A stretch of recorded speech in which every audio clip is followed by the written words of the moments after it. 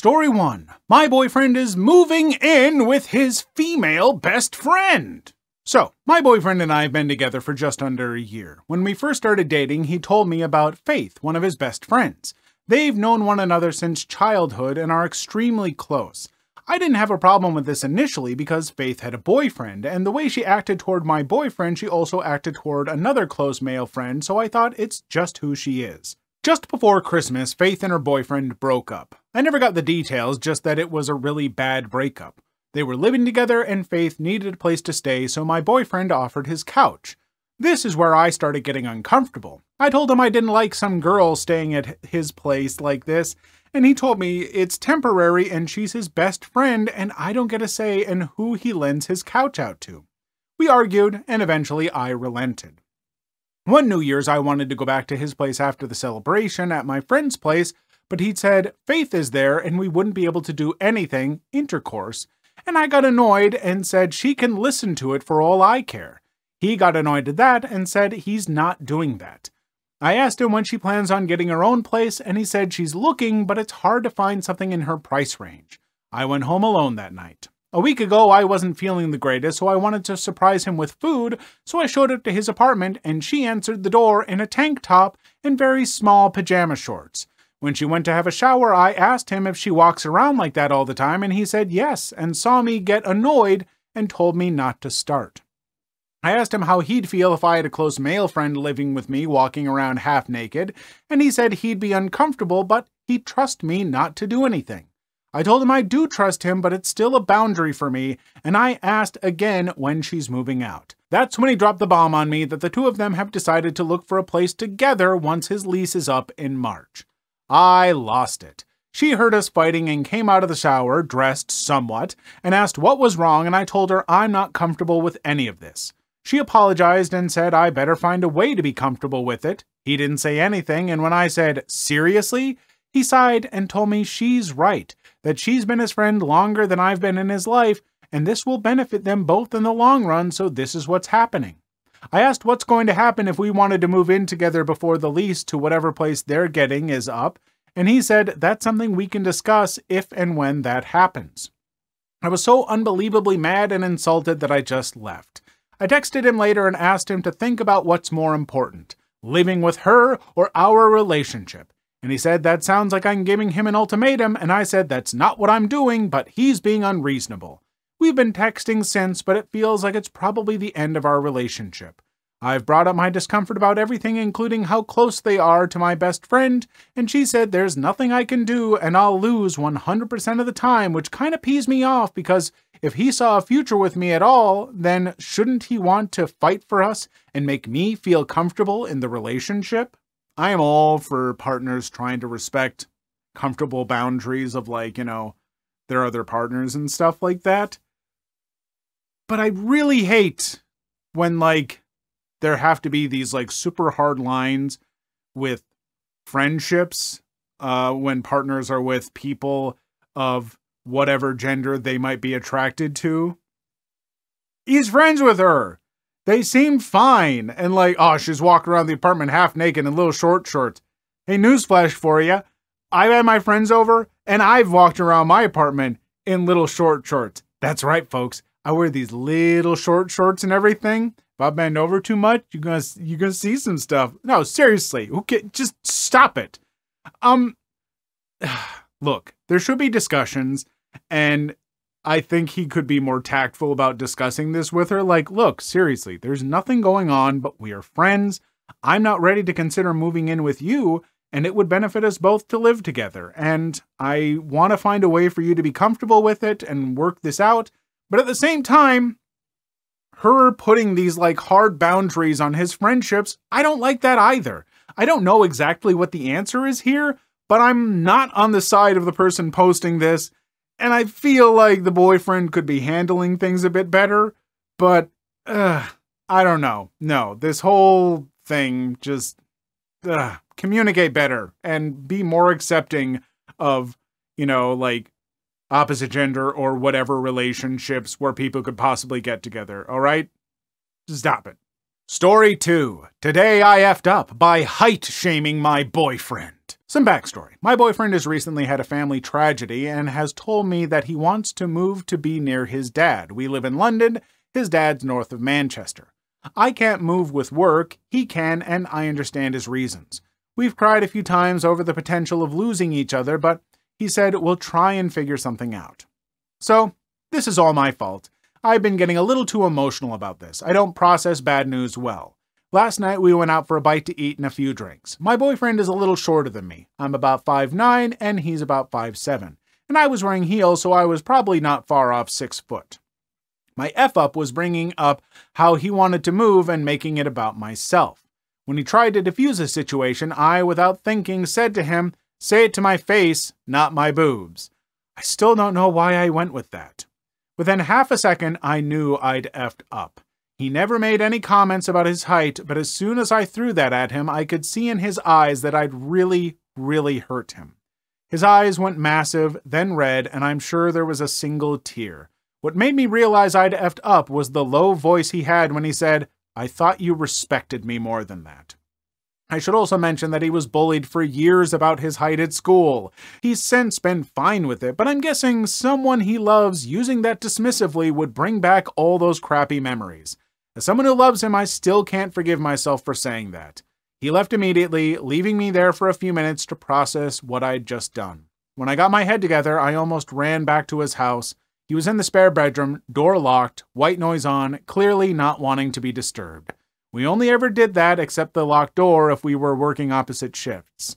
I'm lying in the maid bedroom now, filling his pillow with tears. It's the only thing here that smells like him.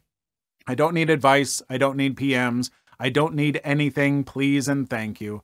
I know I effed up. I know I'm the a-hole. I know this is why I can't keep a relationship. I've had anti-hero on repeat for about 20 minutes at this point.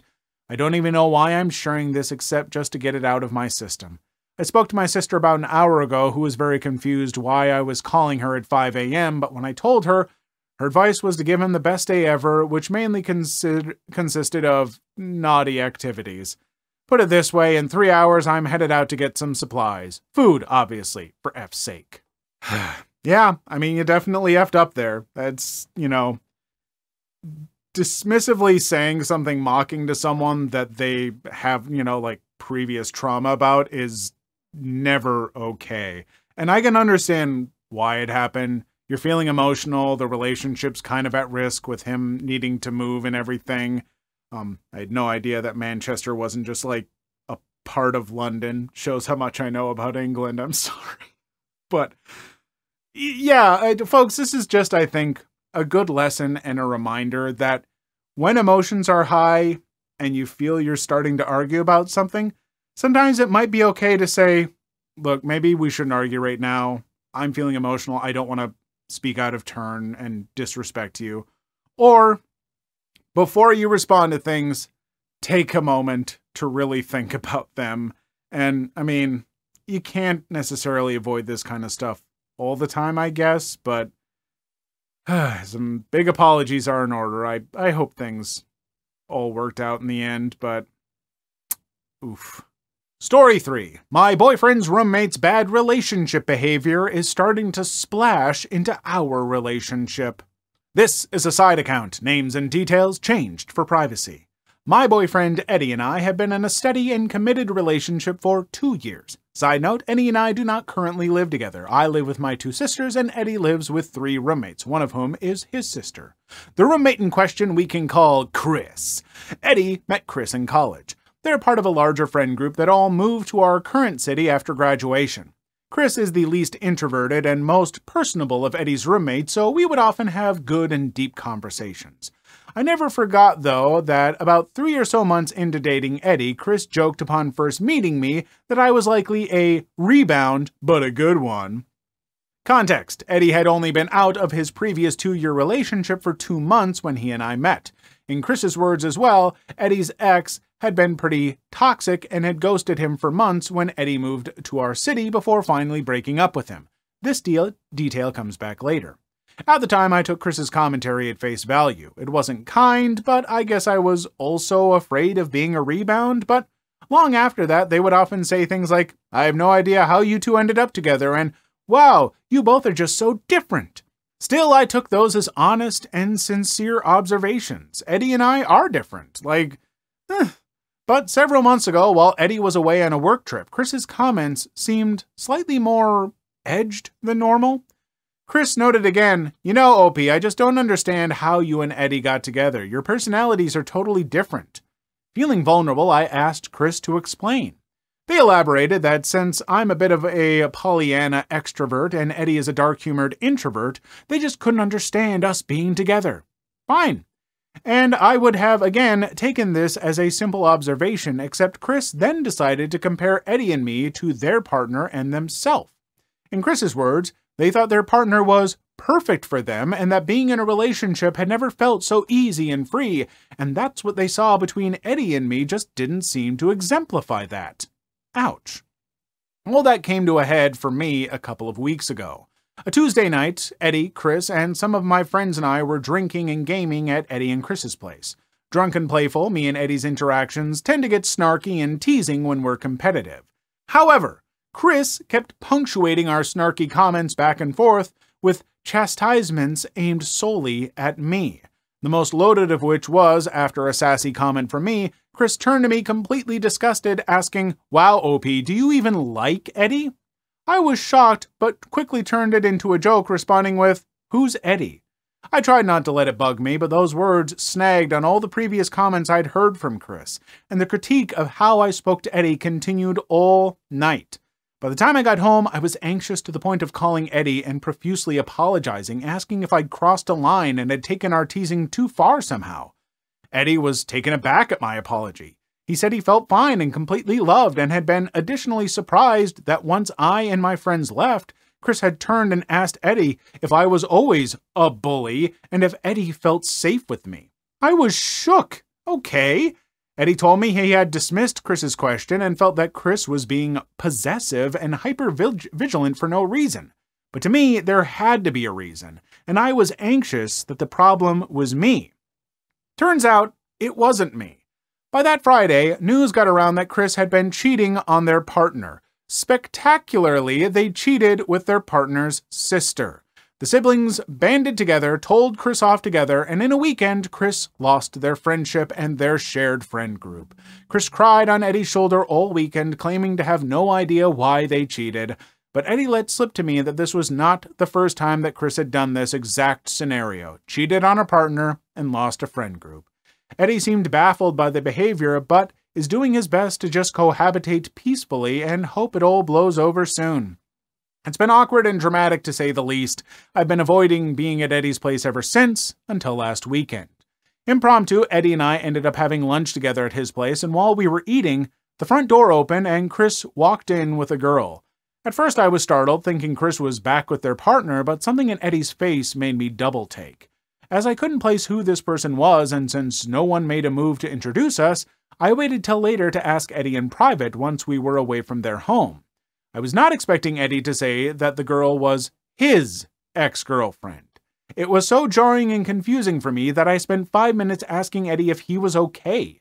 So clearly I forgot that she had moved to our city a year ago, but I double forgot that she and Chris were close friends still. Chris had cryptically texted Eddie earlier that week asking where Eddie was going to be during the weekend to avoid running into us at the house. Eddie says that it happens from time to time and that Chris just usually warns him when she's coming over. This I do not understand. This is beyond my comprehension.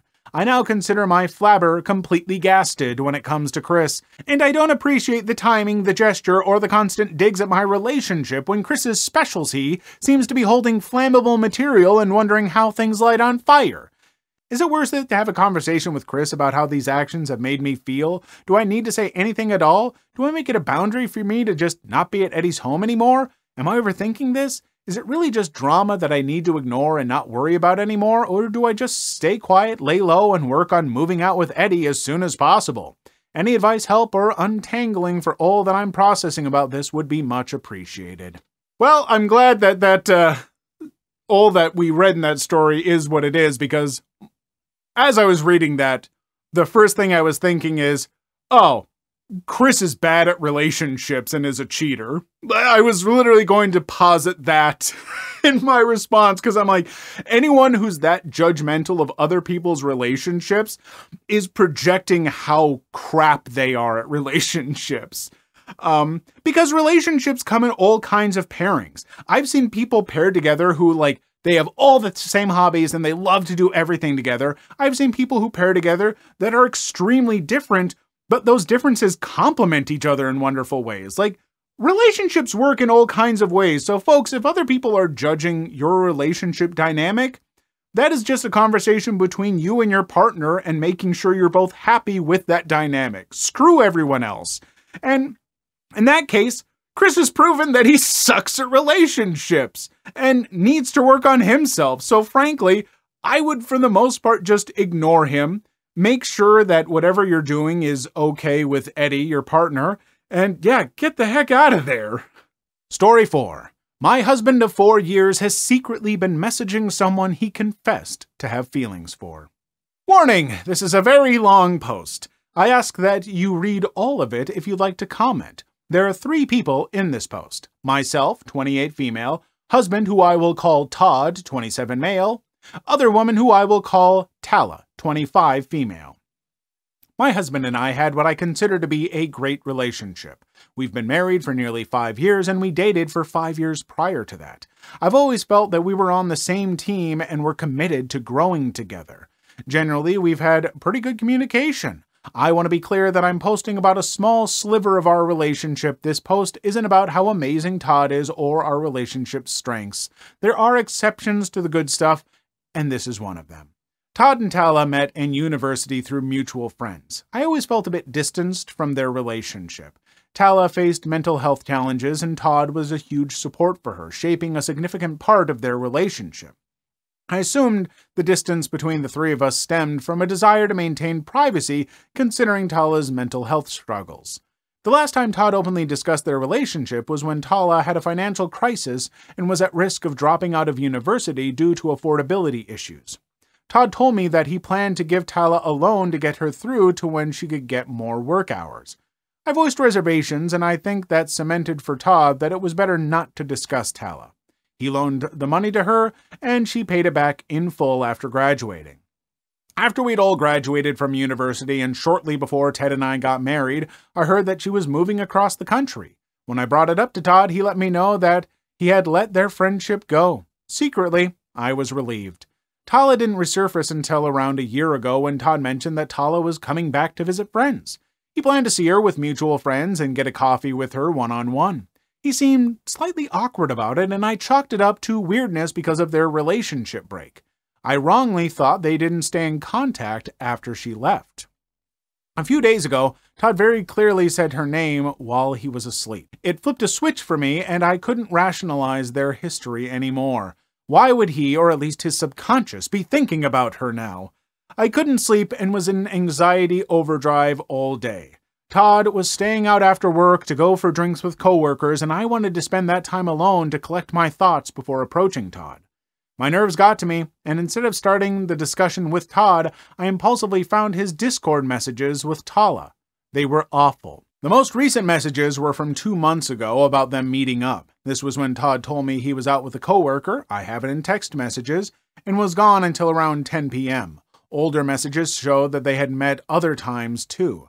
There were so many deleted messages, deleted pictures, and read you can delete now messages. Todd would reply to the now deleted photos with inappropriate comments about her appearance.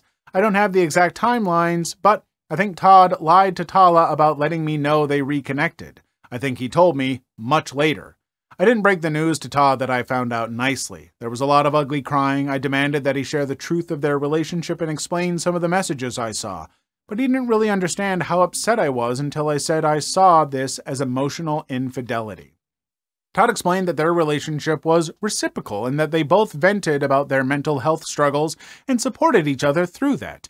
He grew a crush on her, his words, and cut contact cold turkey because he didn't want to jeopardize our relationship. When Tala reached out years later, Todd thought that he was over his feelings for her and they decided to message regularly. Todd made comments about Tala's appearance because she struggles with body dysmorphia, and Todd wanted to boost her self-esteem. Frankly, I don't know why he specifically thought he needed to do that given her history, and how he didn't realize his comments were grossly inappropriate. He hid that from me, and they had reconnected out of guilt of his past feelings, thinking that I was jealous of Tala and out of what he called cowardice. We've had discussions in the past over our different expectations for sharing information. I overshare, he undershares, but not for anything of this magnitude. Tala recently blocked Todd on Discord, and he found out a few days before he said her name in his sleep. It was on Todd's mind, and he thinks this is probably why he said her name in his sleep. I genuinely do believe that Todd didn't get into the situation through malice/cheating intent, but he repeatedly made harmful decisions, deliberately withheld information for incredibly poor reasons, and disrespected our relationship. I don't know that I can even express how emotionally unintelligent his thoughts and actions are to me. So where do I go from here? How can we begin to repair our friendship, enforce boundaries, communicate openly, and rebuild trust? I don't even know if this is possible. I mean, yeah, giving Todd the benefit of the doubt, that's going to be kind of a hard trust to rebuild because, yeah, especially with a lot of, like, deleted messages and the secrecy and the lying and stuff, that's a bad look, and that is a lot that would cause me to lose trust in a person. And I think you could rebuild that trust. I think things could be okay. But it might take a lot of work, and I wouldn't blame you if you didn't want to put in that work, you know, because even if you do, it's still going to be something that eats away at you. This person lied to you for how long, you know? I mean, how long was this going on? And if your partner, someone that you're supposed to be open and honest with, can lie to you about something like that for that period of time, that's a really hard trust to rebuild. So I don't know. If you go for it, I hope it works out well. And if you don't, you know, I hope you find someone who's going to be just more open and honest with you. Please leave your story in the comments. I would love to make a video on them in the future. Also, don't forget to like and subscribe.